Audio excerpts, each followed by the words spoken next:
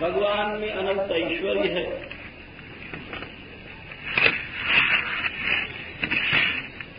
उस कथा में भी अनंत ऐश्वर्य समझ लेना चाहिए। क्यों? यदि ऐसा नहीं समझेगा व्यक्ति तो कथा नहीं सुन सकेगा। भगवान की कथा इसीलिए भगवान से बढ़कर के बताई।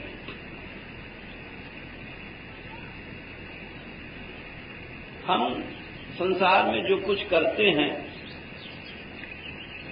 सबसे ज्यादा संस्कार देखने और सुनने का बनता है। ये एक रहस्य की बात है। सब इंद्रियां हैं, लेकिन सबसे ज्यादा बलवान संस्कार जो चित्त पर छापा लगाती हैं वो आंख है और कान है। ये बात दशम स्कंद के प्रारंभ में ही कही गई कि देखो,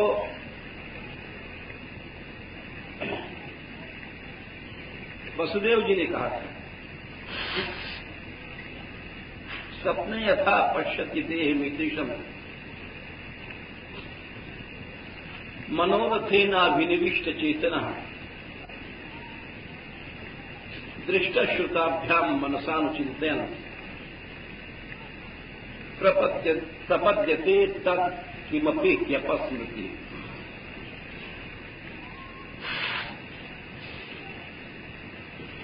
वसुदेव जी कहते हैं कि स्वप्न में मनुष्य सपना देखता है।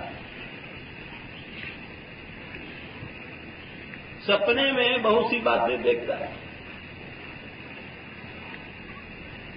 सपने में देखता है कि हम यहां तक ऐसी बातें देखता है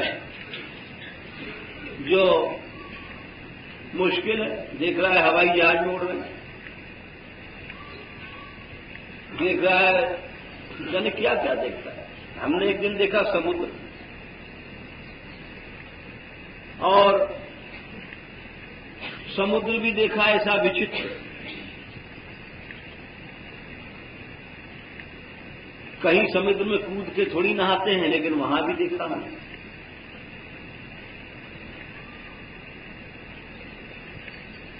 तो ये सब दिखाई क्यों पड़ता है जबकि हम कूदे नहीं समुद्र में?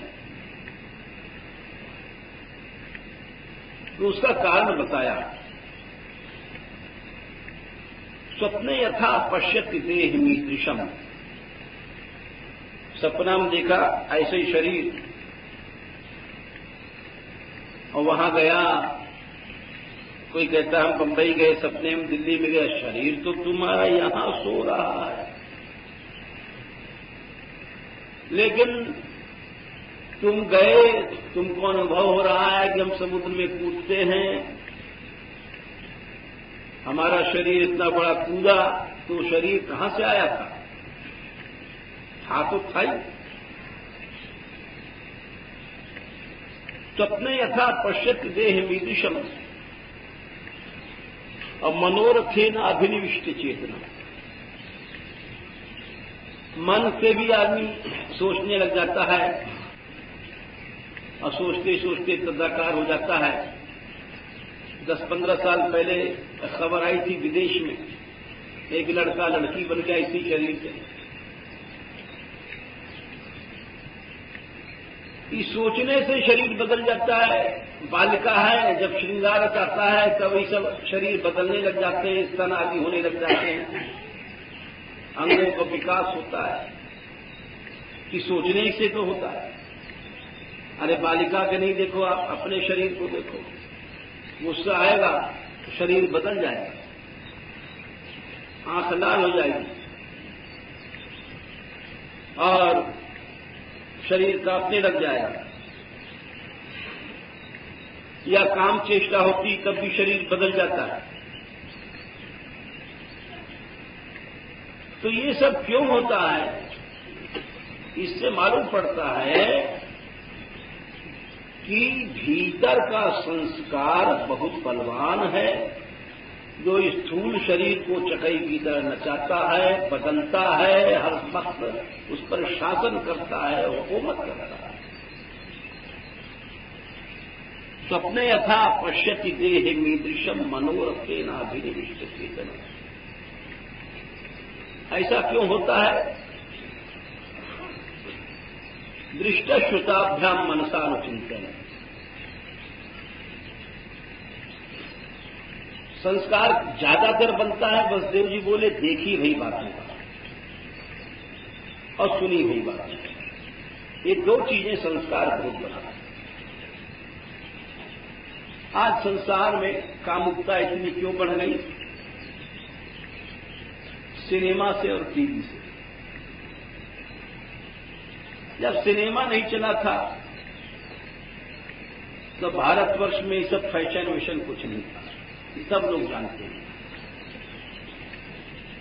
हम जब यूनिवर्सिटी में पढ़ते थे, हमें याद है, चंदन लगा के जाते थे और साधारण वस्त्रों में जाते थे। अब तो गांवों में भी उस जमाने से कई गुना ज्यादा फैशन आ गया। ये सब क्यों हुआ? देखने से हुआ। ये बिल्कुल सही बात है। सारा समाज बदल गया, उसको कोई माने चाहे नहीं माने।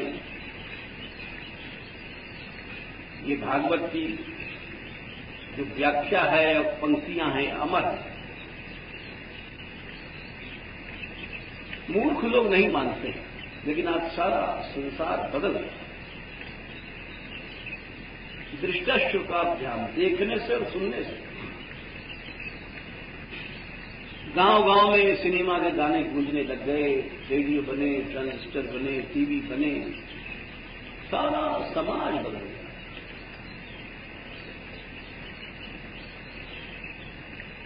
प्रपद्यते तत्किमपि ह्यपस्मृति, और मनुष्य सब भूल जाता है।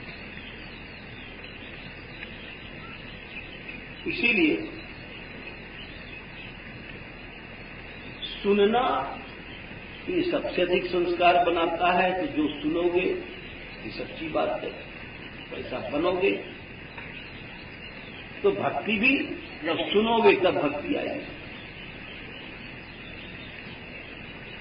सुनोगे नहीं तो कैसे आएगी? सुनो और देखो। देखना क्या है?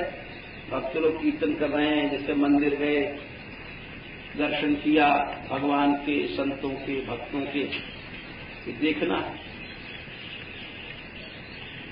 सुनना क्या है?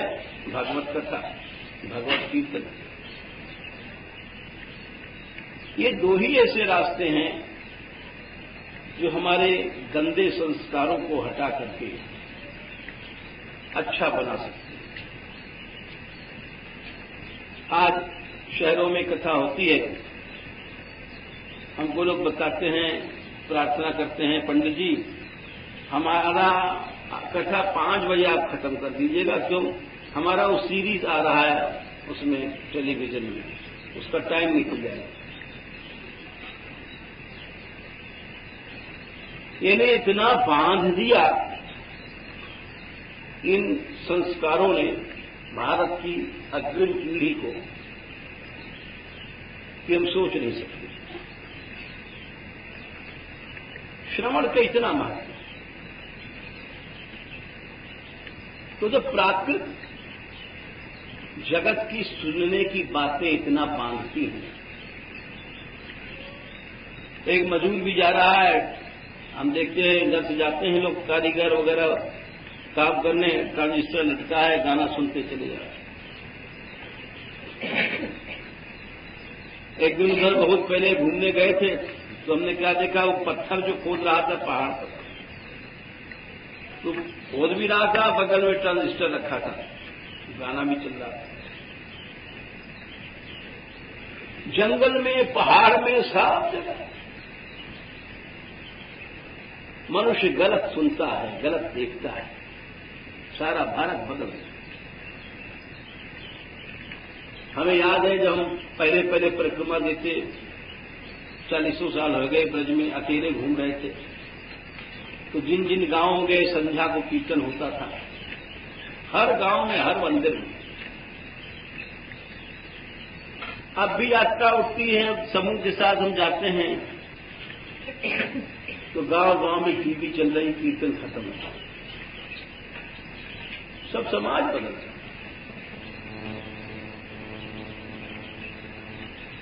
इसीलिए सुनना जरूरी है और देखना जरूरी है।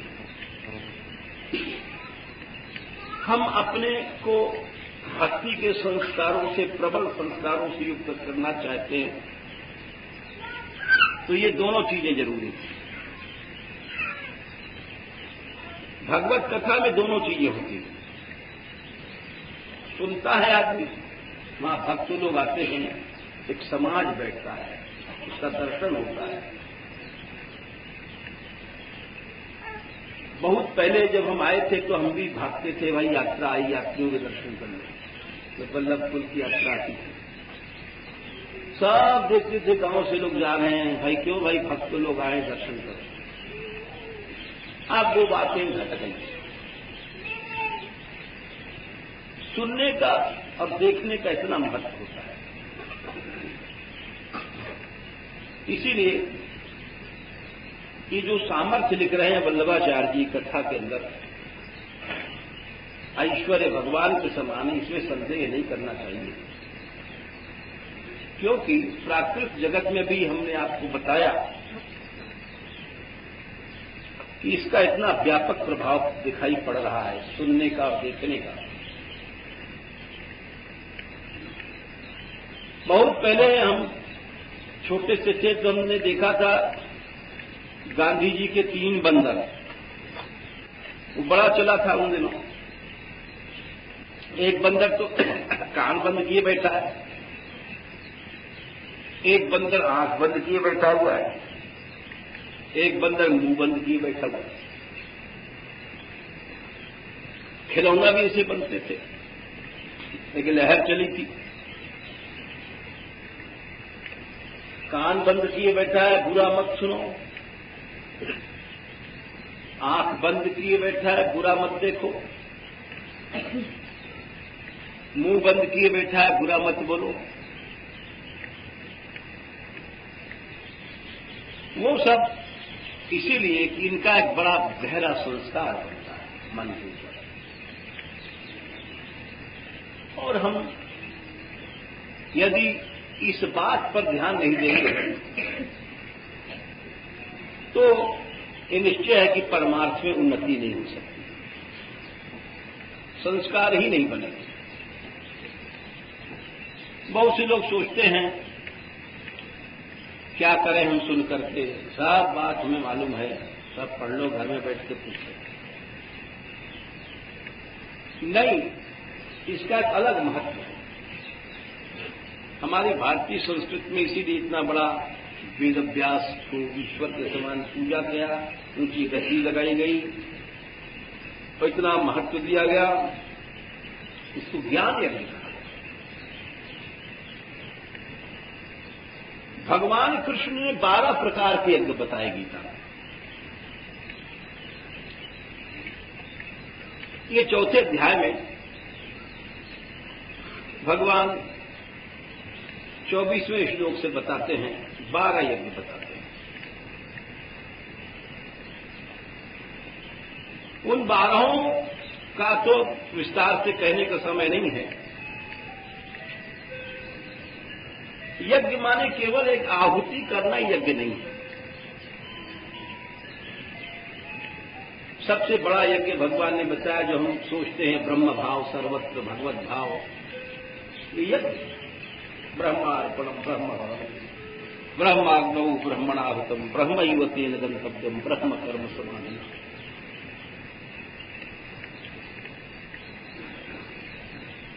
उपासना यज्ञ बताया, फिर लय होना ब्रह्म में, ये भी यज्ञ बताया।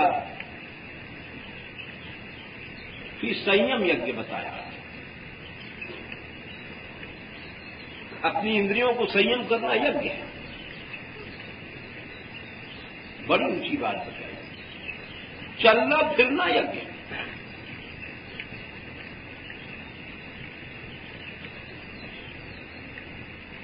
श्रोत्रादीन इंद्रियाण्य संयमाग्निषु जुह्वति।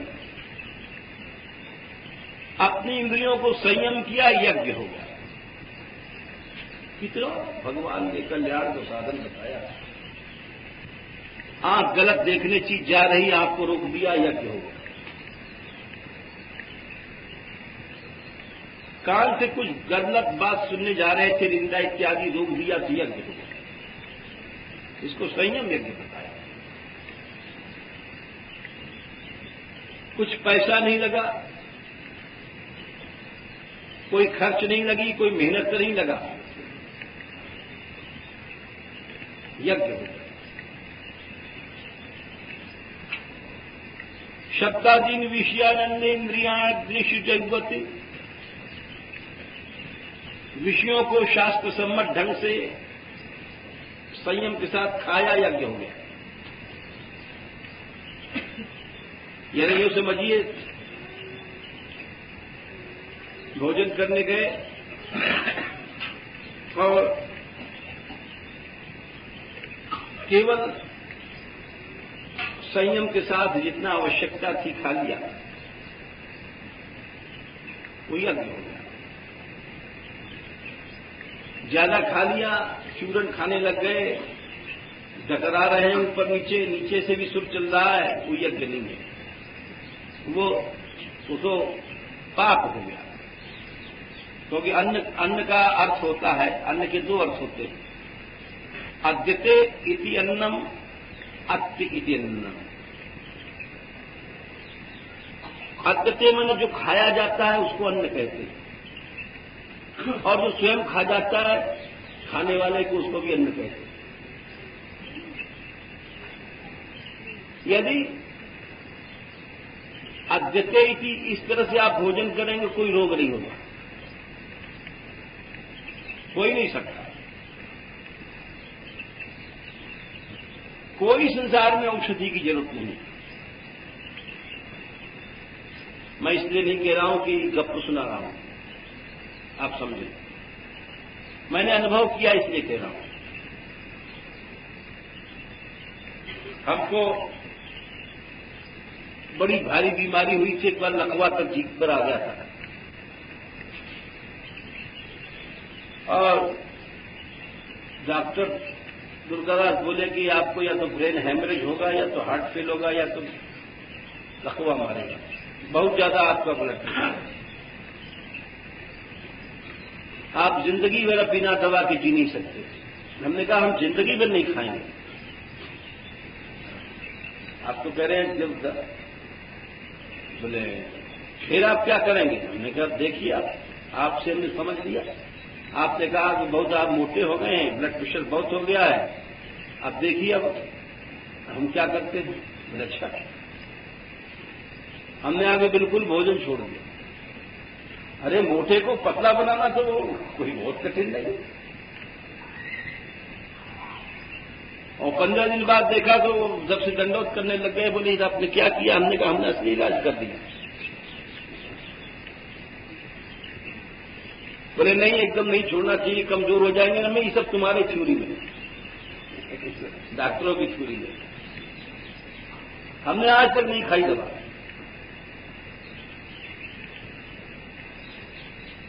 तो हमने अनुभव किया कि जब मनुष्य इस तरह से खाता है कि भोजन ही उसको खा जाए, रोग को हम बुलाते हैं। डायबिटीज हो गई है, लोग जबरदस्ती चाय में तो थोड़ा मीठा डॉक्टर साहब ले सकते हैं। अरे जीव लपलपा रही तुम्हारी, चाय में खाए लेते हो तो छोड़ो, जन्म भर के लिए छोड़ो, जो वस्तु हानिकारक है। हमने तो जन्म भर के लिए छोड़ दिया, घी पी सकती है, खत्म। अब जो हमारी मीठा छोड़ दो, घी छोड़ दो, सारी चीजें छोड़ दो, खत्म। तो भगवान ने कहा कि यज्ञ है,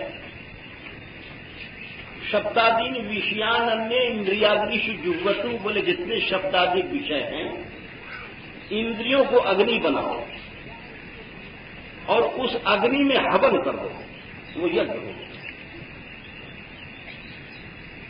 अग्नि उसी में नहीं है जो कुंड में तुम जलाते हो और घी छोड़ते हो। तो भगवान कहते हैं अपने शरीर में इंद्रियों को अग्नि बनाओ। क्या ऊंची बात है। यज्ञ कुंड की अग्नि तो फिर भी बाहर की है, कुंड बनाओ, उसमें समिधा लाओ यानी लकड़ी लाओ, जलाओ। भगवान कितनी सुंदर बात कहते हैं, बोले अपने इंद्रियों को अग्नि बनाओ और उन अग्नि इन इंद्रियों में जो तुम खाओगे, विषय ग्रहण करोगे, वो सब यज्ञ होगा, वो सब यज्ञ होगा। एक बड़ी अच्छी बात है।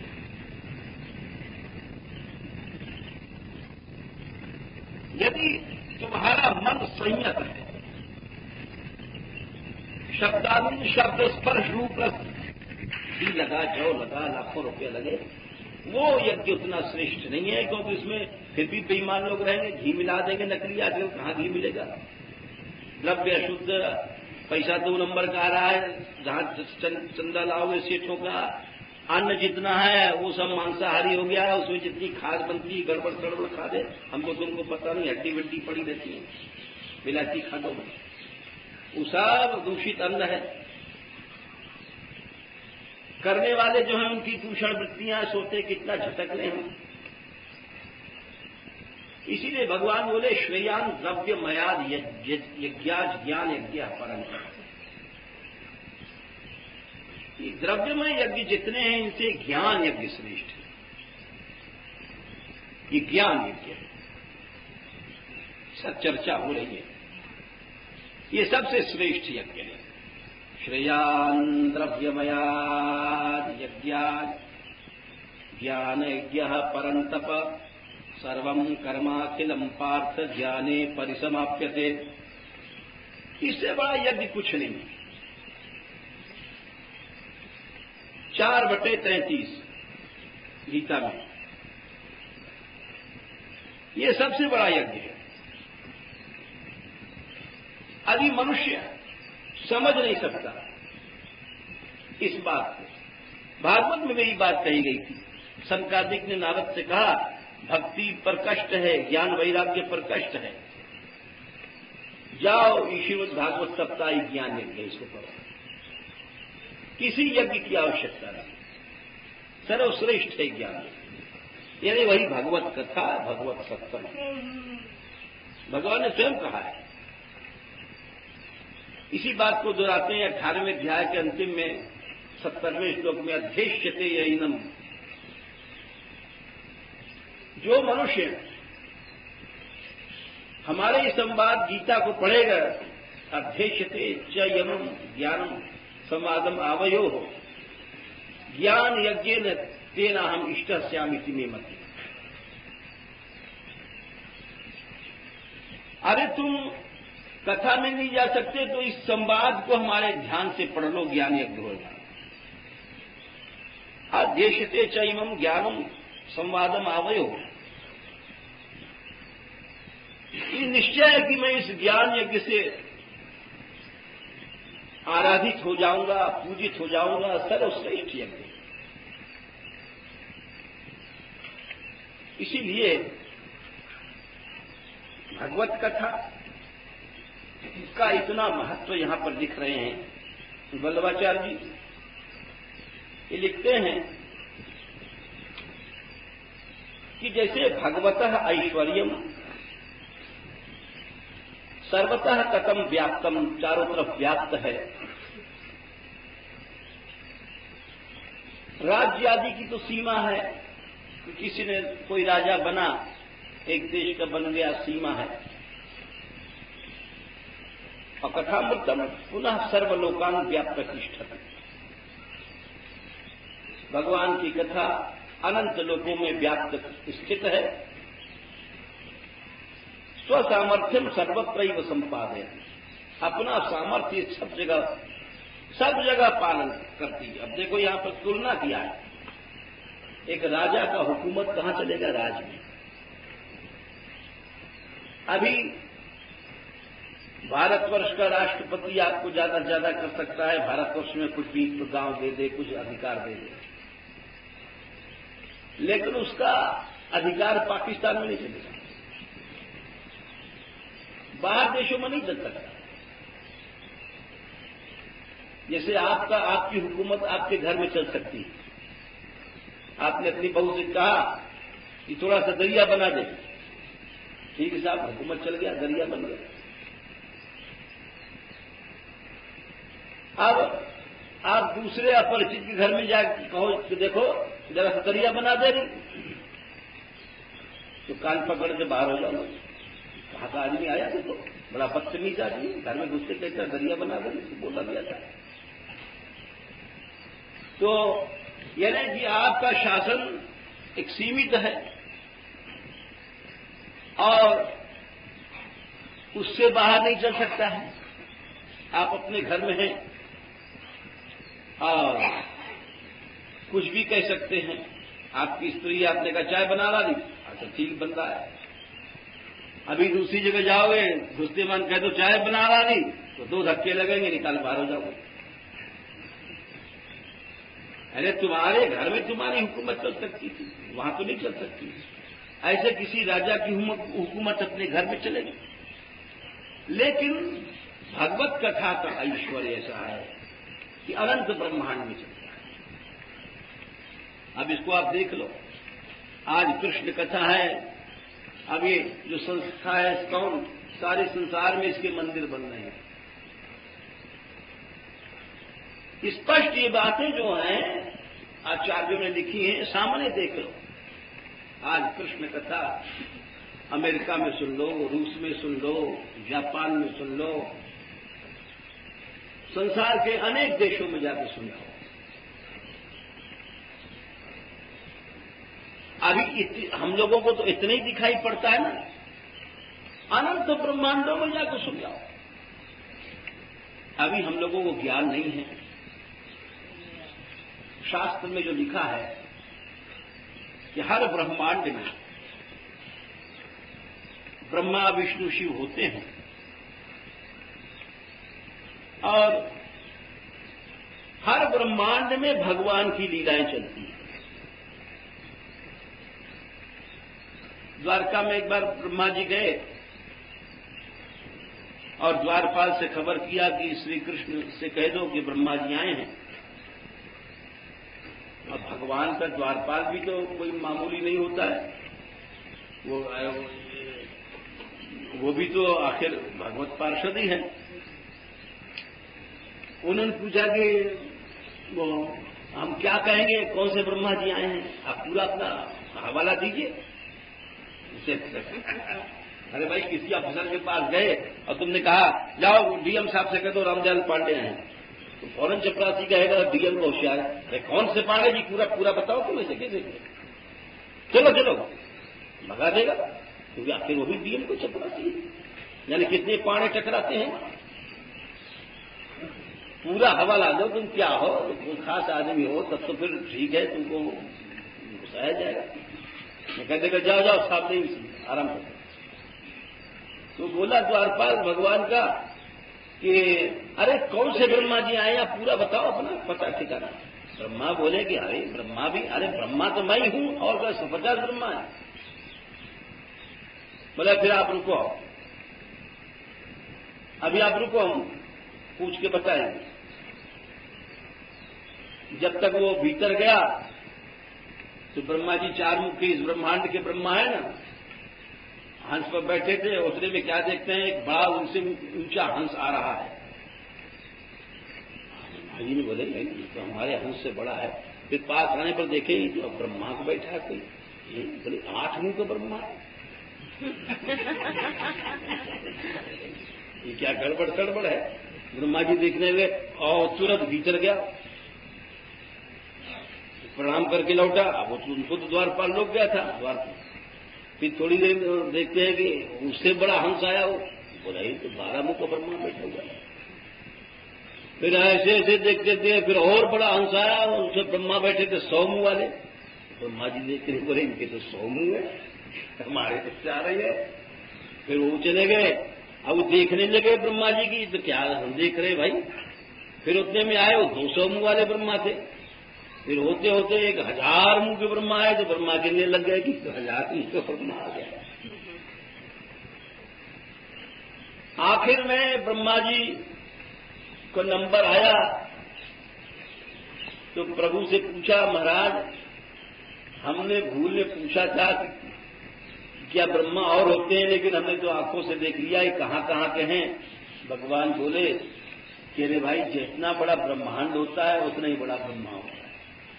तुम्हारा छोटा ब्रह्मांड है, तुम्हारे 4 मुंह हैं।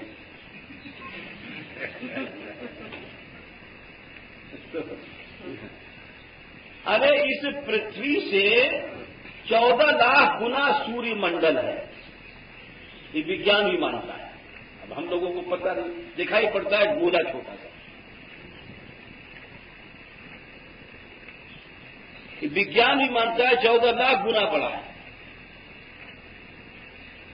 और इस सूर्य से अभी हमने कुछ दिन पहले मैं आपसे बताया था, खबर सुनी थी कि चीन के खगोल शास्त्री ने कहा कि इस सूर्य से उन्होंने आकाश पिंड में अरबों गुना प्रकाशित एक चमकदार देखा सूर्य या नक्षत्र कुछ समझो। इतना अनंत आकाश कौन समझ सकता है भगवान का। और हर ब्रह्मांड में उनकी लीला है। इसीलिए अगर कहा जा रहा है कि भगवान की कथा अनंत ऐश्वर्यशालिनी है, आचार्य लोग कहते हैं, तो हम लोग कैसे समझ सकते हैं? क्योंकि हम लोग इसलिए नहीं समझ सकते कि एक मक्खी मच्छर की तरह है। हरि अनंत हरि कथा अनंत, भगवान की कथा अनंत है। और लिखते हैं वल्लभाचार्य जी कि सर्वलोकान व्याप्य तिष्ठति। सर्वलोकान माने अनंत लोकों में भगवान की कथा है। अस्व सामर्थ्यम सर्वत्रैव संपादय। जैसे कथा का सामर्थ्य यहां है, वही कथा का सामर्थ्य आप जहां बंबई में सुनोगे, वही कथा का सामर्थ्य अमेरिका में है, वही इस ब्रह्मांड के बाहर है, वही सैकड़ों हजारों ब्रह्मांड के बाहर भी वही सामर्थ्य है जो भगवान की कथा का यहां है। अब भगवान की कथा कैसी सुंदर वस्तु, कैसी लाभकारी, कितनी गुणवती, कितनी सामर्थ्य वाली, सोचिए। अगर आचार्य लोग लिखते हैं तो ये सब अक्षरशः सही है। इसीलिए भगवत कथा को भगवान से घट करके नहीं बताया। अरे स्वयं भगवान ने इस बात को माना है। सर्वत्र सामर्थ्य के ऊपर आप देखिए, भगवान स्वयं कहते हैं 11वें स्कंद में 12वें अध्याय में शुरू में ही बातें कहते हैं। देखो उद्धव, न रोधयति माम योगो न सांख्यम धर्म एव च न स्वाध्यायस्तपस्त्यागो निष्ठा पूर्तम न दक्षिणा। और व्रतानि यज्ञ छंदांसी तीर्थानि नेमा समा नेमा यमा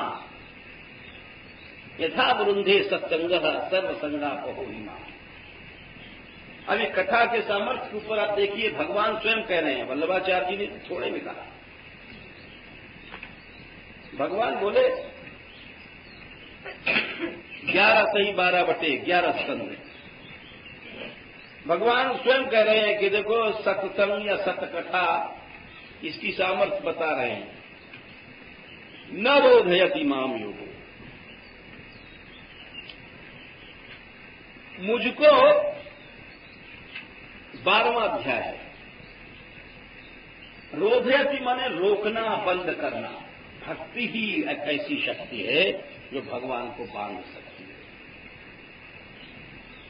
न रोधयति माम योग, बोली योग मुझे क्या बांधेगा।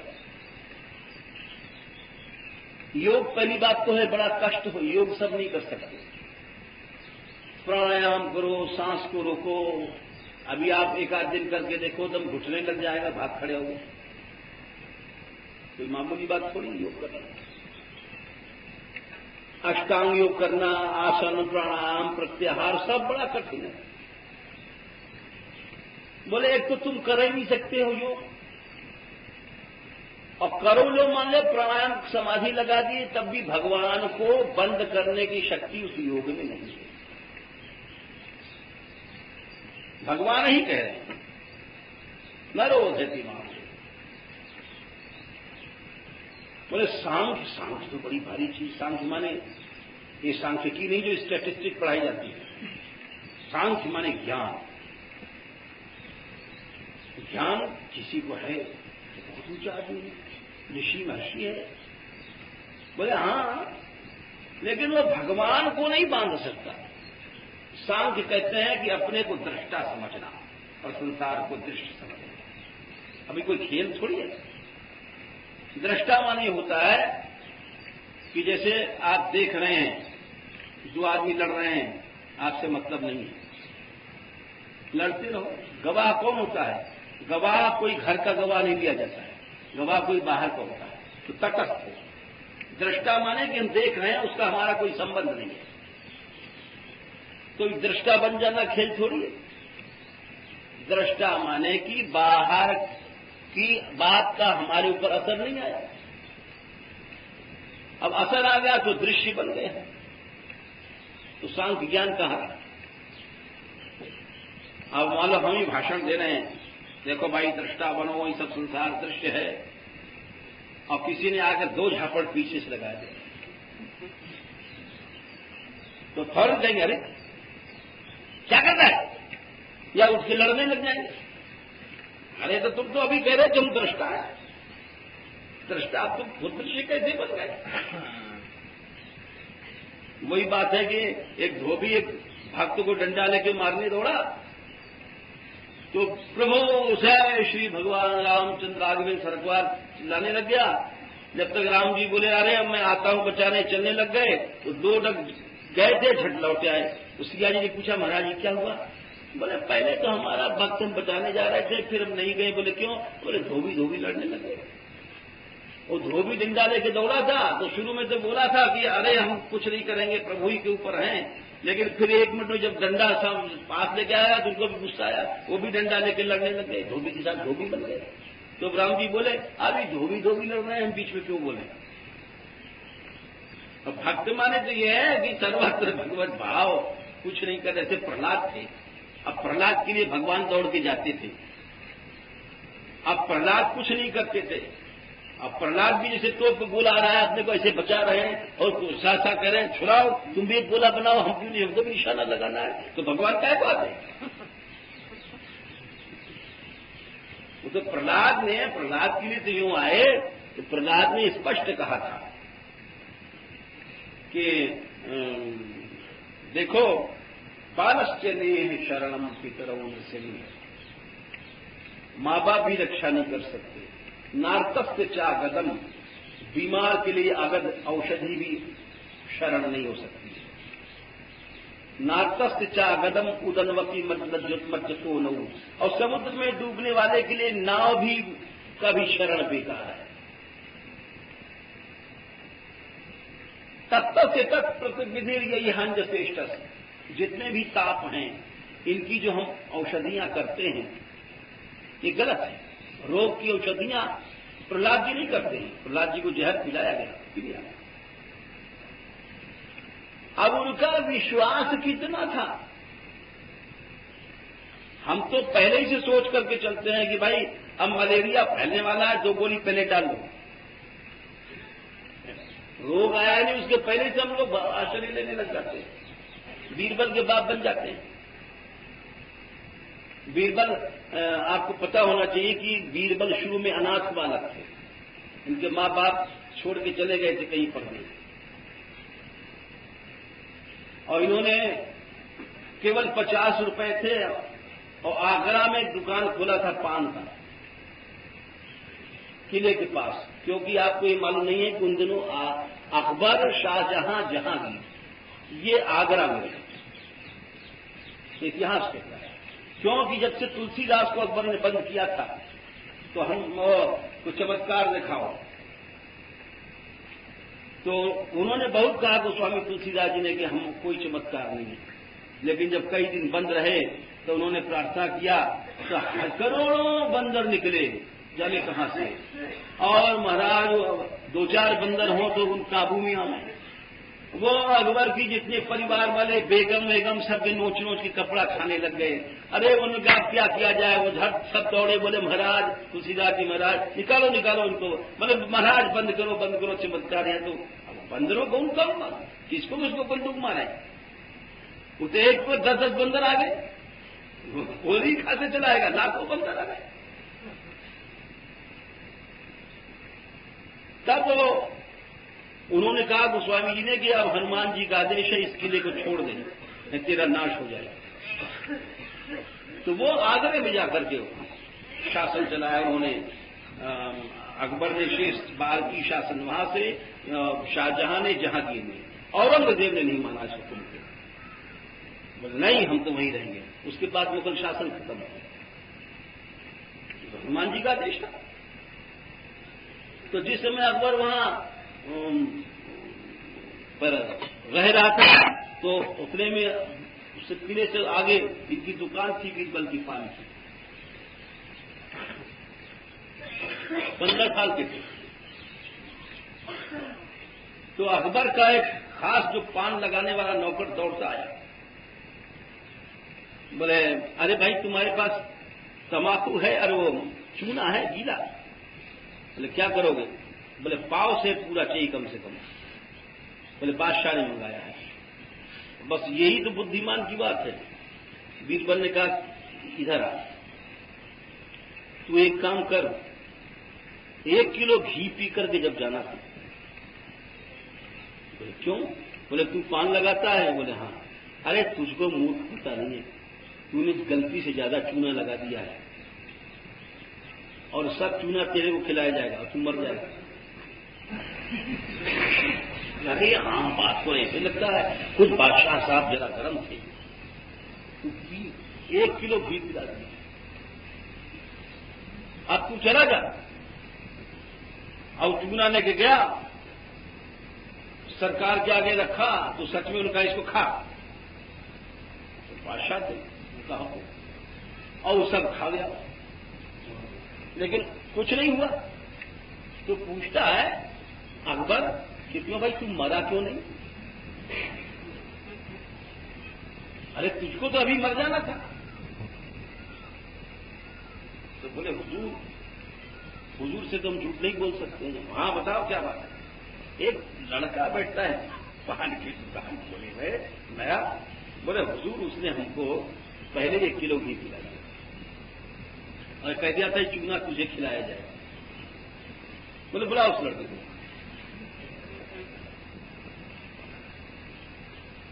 अभी आए लीडर से, तो इन्होंने जाकर के जैसे वहां खड़े हुए और बादशाह के दरबार में 8 मंत्री थे, ये 9वें रत्न सबसे बड़े 9 रत्न में ये ऊंचे माने गए।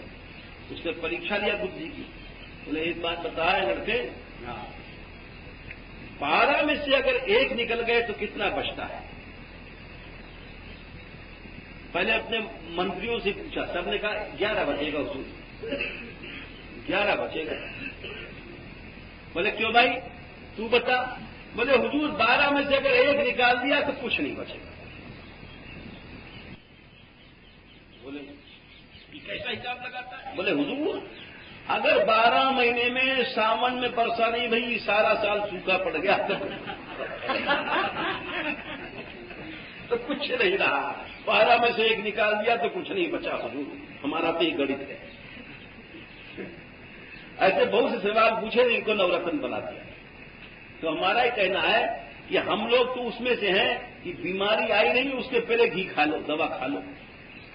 इतना आजकल का मनुष्य का विश्वास नष्ट हो गया। अब कहां प्रहलाद जी का वो विश्वास कि विष पिलाया जा रहा है, आग में जलाया जा रहा है, कोई उपाय नहीं कर रहे हैं। क्यों नहीं कर रहे हैं? भगवत कथा में उनका विश्वास था। प्रहलाद जी ने कहा है, आप देख सकते हैं कि 7वें स्कंद में ही 9वें अध्याय में श्लोक आता है, अरे तुम्हारे ऊपर करोड़ों कष्ट आ जाएं, चिंता नहीं करो, 2 काम करते जाओ, कुछ नहीं होगा तुमको। एक तो भगवत कथा, एक भक्तों का संग। बोले बेड़ा पार है। सोहम प्रियस्य सुहृदः परदेवताया लीला कथा स्तवन सिंह विरिंच गीता।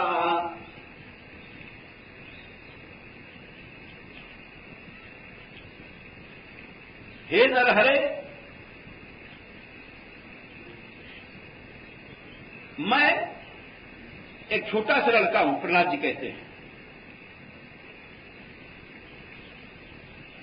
और आपकी सोहम, मैं जो आपकी कथाएं हैं नरहरे, सोहम प्रियस्त सुहृदा। आप कौन हैं? बोले आप सबके प्रिय हैं, सुहृद हैं। आपकी लीला कथाओं को विरिंच गीता, बड़े बड़े जो ब्रह्मा आदि हैं जिन लीलाओं को गाते हैं, उनको मैं गाता हूं। अंजस तितर्मि अनुगुणन गुणविद प्रमुक्तो। अनुगुणन माने आपकी लीलाओं कथाओं को दिन रात गाता हूं, क्षत्रिय प्रत्यय है। मतलब ऐसा गाओ कि हर श्वास भगवान के लिए समर्पित हो जाए। इसी को तो गोपी कहा गया। गोपी, अरे जिनके चरण रज को ब्रह्मा शिव भी चाहते हैं, उन्होंने कोई तप नहीं किया, लेकिन हर समय कृष्ण को गाती थी। सुहारी लगा रही हैं, भोजन बना रही हैं, बच्चा झुला रही है, पालग्रस्त थी। या दोहने बहनने मतनो फले प्रेम खिंख नार बरुदतो क्षण मार्जना रही। ये आदत हम लोग नहीं बना पाते। 24 घंटे इसीलिए तो जगह जगह अखंड कीर्तन चलाए गए कि कुछ नहीं, तुम आप सुनो वही सही कल्याण है। हमें याद है कि हम लोगों ने बचपन में जब हम पहली बार गए थे अखंड कीर्तन प्रतापगढ़ में, 8 दर्जा में पढ़ते थे, यानी आज से करीब हम समझते हैं कि 50 साल पुरानी बातें होंगी। तो छोटे से थे, तो वहां एक अखंड कीर्तन में गए थे, तो हमने याद आज तक उस कीर्तन की याद नहीं भूले। एक हॉल था, उसमें हम लोगों ने कीर्तन रखा था अखंड, और वो ऐसा हॉल था कि सामने तो ये बहुत बड़ा हॉल था, यहां उसमें 30-30 आदमी नाच लो कूद लो, बड़ा हॉल था, और उस हॉल के सामने ही तो भोजन कर लो, और बगल में ही शौचालय वगैरह था। यानी शौच जाओ तो भी कीर्तन सुनाई पड़ रहा है, खा रहे तब भी सुनाई पड़ रहा है, और फिर हाल इतना बड़ा था उसी में सो जाओ, नींद लग गई, लुढ़क गए, हर समय सुन रहे हैं। एक योजना बना करके हम लोगों ने ऐसा किया था। तो यही प्रहलाद जी कहते हैं कि सो अंजस तितर अनुगृणन। अनुगृणन माने अखंड रूप से हम आपका वो ले रहे हैं या सुन रहे हैं। गुण विप्रमुक्त हो, लेकिन राग द्वेष से रहित होकर हम लोग ये नहीं छोड़ते। राग द्वेष तो इतना खराब झगड़ा है कि हमारे पास मान लो 10 आदमी ही दिन रात कथा सुन रहे हैं, फिर भी वो उससे नाराज, वो उससे नाराज, वो उससे फलाना, ये चलता रहता है और ये सब समाप्त कर देता है। प्रहलाद जी बोलते हैं कि गुण विप्रमुक्त हो। बोले रामदास श्यामदास से नाराज हो गए, श्यामदास कहते हैं हमारा तुम्बा ले गया, वो कहता है हमारा फलाना ले गया, ये कर गया वो कर गया, यही सब झगड़ा चलता है। ये छोटी छोटी बातों को नहीं छोड़ पाते। और प्रहलाद जी कहते हैं अंजस तितर भी अनुगुणन गुण विप्रयुक्तो, गुण विप्रमुक्तो माने कि ये जो गुणमय विराग द्वेष के विकार हैं इसे छूट करके भगवत भजन करो। अरे भाई, मजे की बात तो ये है कि मान लो बच्चे आपस में लड़ जाए तो चलो ठीक है बच्चे हैं, या स्त्रियों में आपस में नहीं बनती है तो ये तो घर घर का नियम है, देवरानी जेठानी सगी बहन बहन किसी को नहीं। हमें कहते हैं जो विरक्त महात्मा उन्हें भी खचड़ बचड़ हो जाता है, वो उनसे थोड़े से टिन्न हो गए, वो उनसे खिन्न हो गए। अब ये नहीं समझते कि टिन्न फिन्न से नुकसान क्या हुआ, तुम्हारा भजन नष्ट हो गया। प्रहलाद जी कहते हैं, अब अक्षर पकड़िए ना, अंजस तितर्मी, हमसे भी कह रहे थे महात्मा ऊपर कि जब आपका यहां दिन रात सत्संग है और फिर भी ये टिन्न फिन्न नहीं बंद होता है, तो हमने कहा क्या करूं मैं टिन्न फिन्न।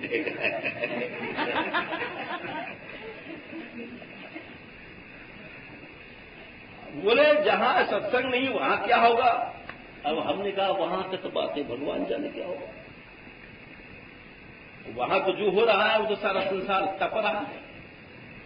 लेकिन बात यही कि हमारा भजन का चमत्कार कब आए, जब इस शब्द को पकड़ो, अंजस तितर मने पार जाता हूं मैं, अनुग्रहण कथाओं को ग्रहण करता हुआ, और गुण भी प्रमुख, तो गुणों के जो धर्म है राग द्वेष वगैरह इनसे छूट करके भजन करता हूं।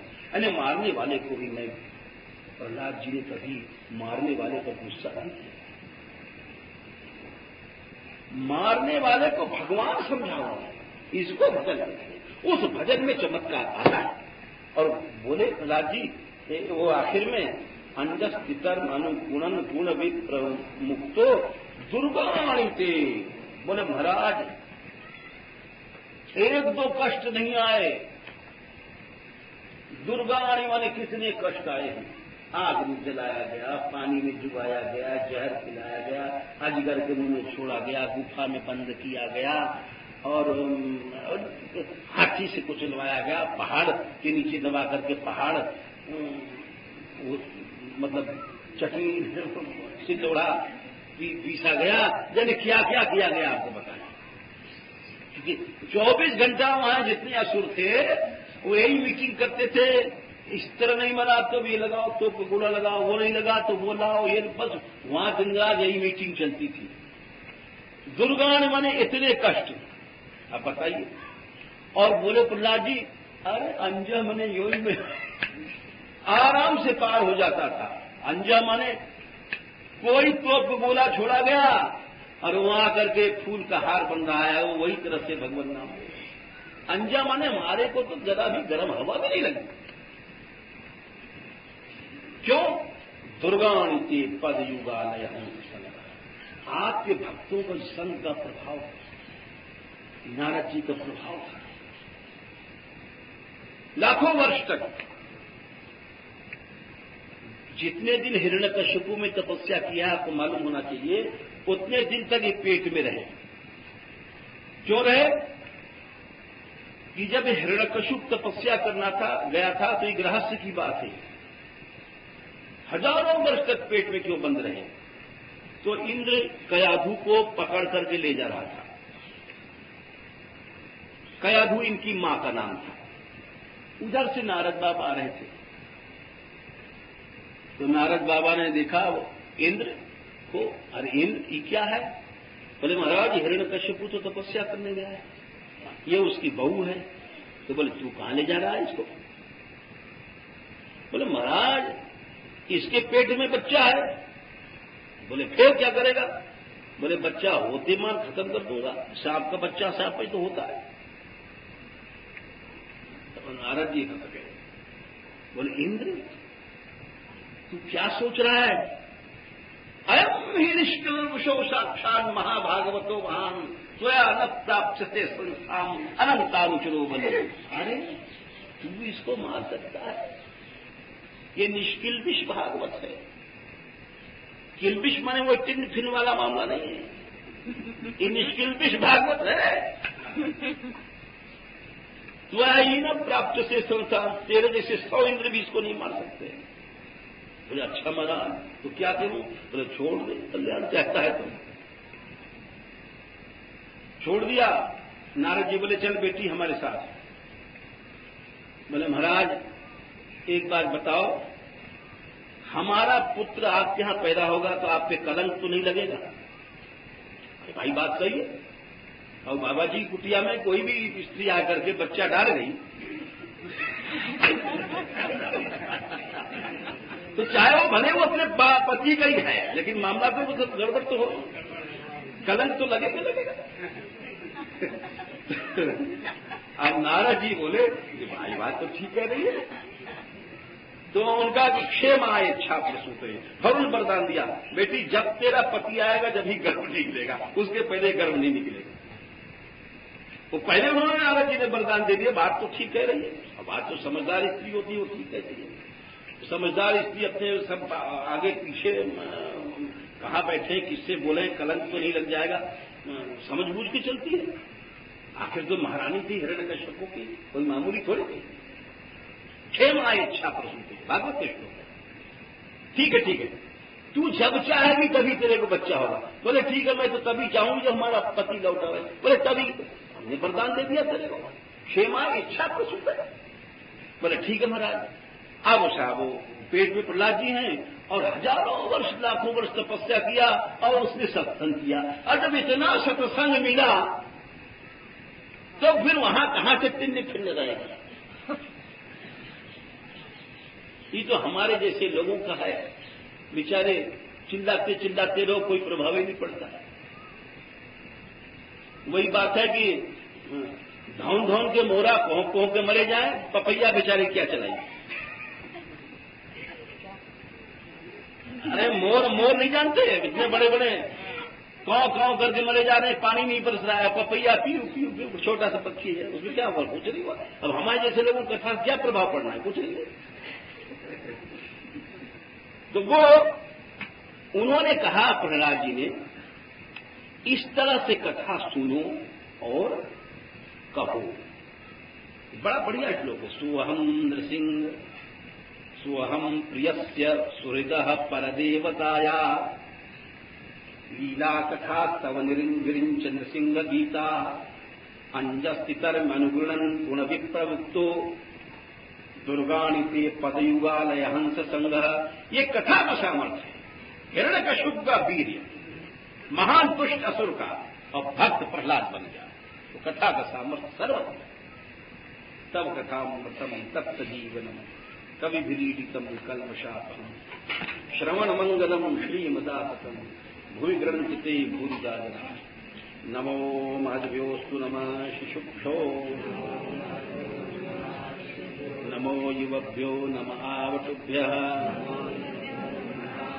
ये ब्राह्मणागाम अवधूतलिंगा शरन्ति तेभ्यः शिवमस्तु राज्ञाम्।